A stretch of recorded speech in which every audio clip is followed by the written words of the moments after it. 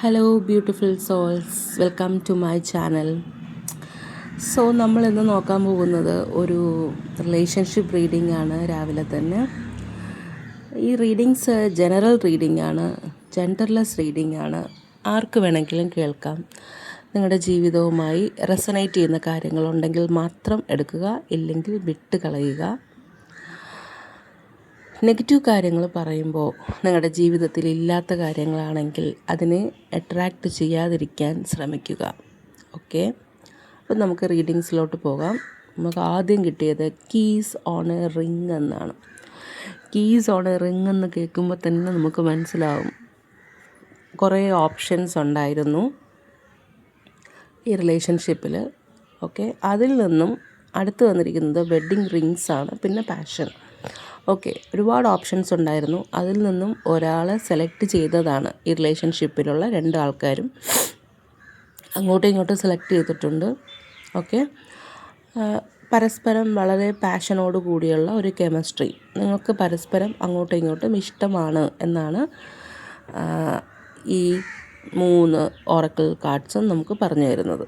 Okay, tarot കാർഡിൽ നോക്കുമ്പോൾ നമുക്ക് ആദ്യമേ കിട്ടിയിരിക്കുന്നത് 2 രാജാക്കന്മാരെയാണ് കിട്ടിയിരിക്കുന്നത്. അല്ല, രാജാവല്ല, ഒരാൾ എംപററാണ്, മറ്റേ ആൾ കിങ് ആണ്. കിങ് ഓഫ് കപ്സിൻ്റെ എനർജിയും എംപററിൻ്റെ എനർജിയും. എംപറർ എന്ന് പറയുമ്പോൾ രാജാക്കന്മാരുടെ രാജാവാണല്ലേ എംപറർ. അപ്പോൾ ഈ ഒരു എനർജിയിലാണ് ഇതിൽ ഒരാളിരിക്കുന്നത്. ഒരു എംപററിനെ പോലെ ഭയങ്കര ഈഗോയിസ്റ്റിക്കായിട്ട് ഒരു ഡോമിനൻസ് പവറോട് കൂടി എല്ലാ കാര്യങ്ങളും ഇമോഷൻസ് മാറ്റി വെച്ചിട്ട് ലോജിക്കലായിട്ട് തിങ്ക് ചെയ്തിട്ട് എല്ലാ കാര്യങ്ങളും എംപറർ എടുക്കുന്നത് മൈൻഡ് ഓവർ ദ ഹാർട്ടാണ്. ഓക്കെ, ഭയങ്കര കോൺസെൻട്രേഷനോട് കൂടി ഒരു സ്ട്രക്ചറൊക്കെ സെറ്റ് ചെയ്ത് അല്ലേ, ഒരു സ്ട്രക്ചർ, പിന്നെ ഒരു ബൗണ്ടറിയൊക്കെ സെറ്റ് ചെയ്ത് സ്റ്റേബിൾ ഫോക്കസ്ഡ് ആയിട്ടിരിക്കുന്ന ഒരു രാജാവ് അല്ലെങ്കിൽ ഒരു എംപററിനെയാണ് ആദ്യം വന്നിരിക്കുന്നത്.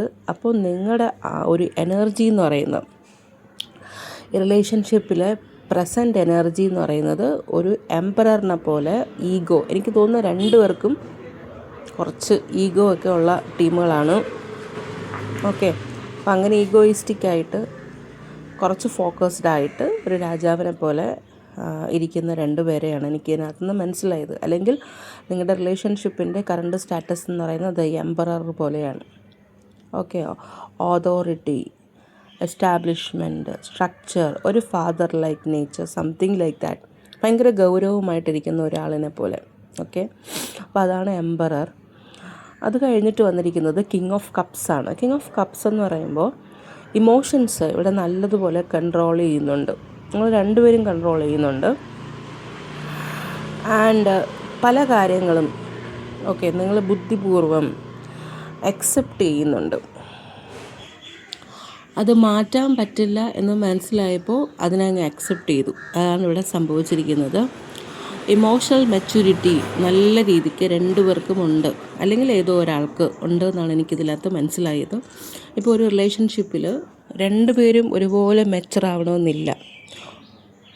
ഒരാൾ നല്ല രീതിയിൽ മെച്ചറാണെങ്കിൽ ആ ആൾക്ക് മറ്റേ ആളും കൂടെ ക്യാരി ചെയ്തുകൊണ്ട് പോകാൻ പറ്റും. അപ്പോൾ ഈ ഒരു റിലേഷൻഷിപ്പിൽ അതുപോലുള്ളൊരു മെച്യൂരിറ്റി ഞാൻ ഇതിനകത്ത് കാണുന്നുണ്ട്.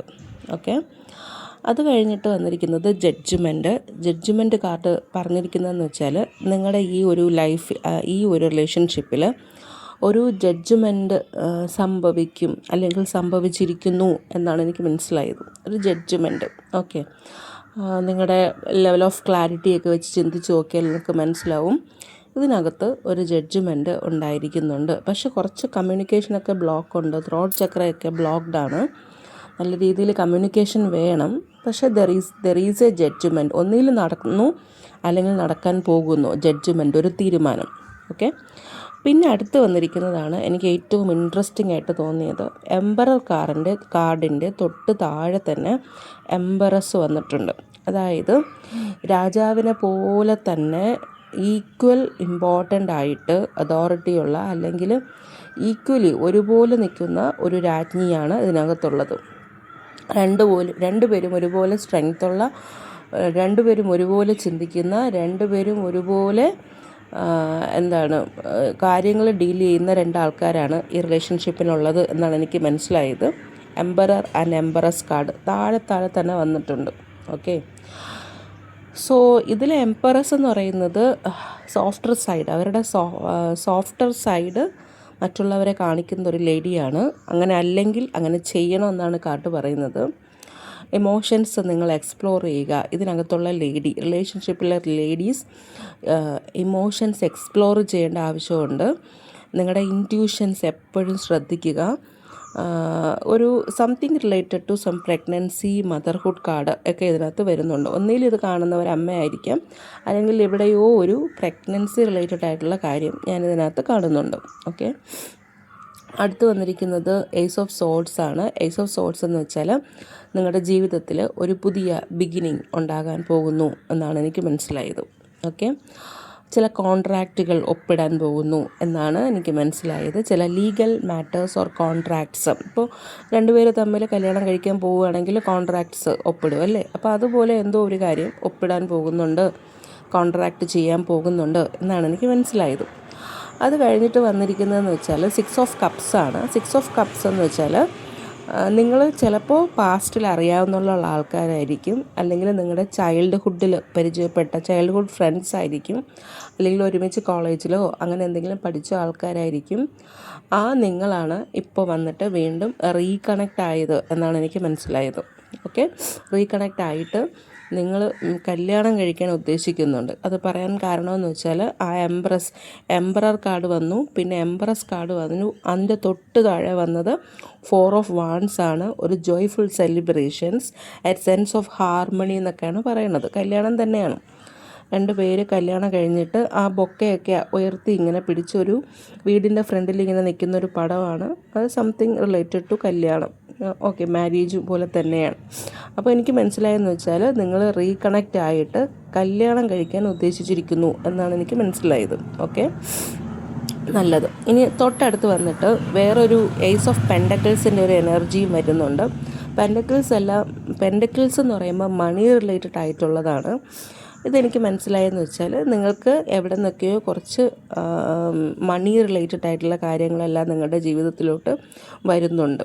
അതായത് പുതിയൊരു ജോബായിരിക്കാം, അല്ലെങ്കിൽ ഒരു പ്രോഫിറ്റബിൾ ആയിട്ടുള്ളൊരു ബിസിനസ് ആയിരിക്കാം, അല്ലെങ്കിൽ ഇപ്പോഴുള്ള ജോബ് മാറിയിട്ട് പുതിയൊരു ജോബ് കിട്ടുന്നതായിരിക്കാം. പക്ഷേ എങ്ങനെ ആയിരുന്നാലും അത് നിങ്ങൾക്ക് ഗെയിൻ മാത്രമേ തരുള്ളൂ. ആ ഒരു ചേഞ്ച് എന്ന് പറയുന്നത് എന്താണ്? ഏസ് ഓഫ് പെൻഡക്കിൾസിൻ്റെ എനർജി.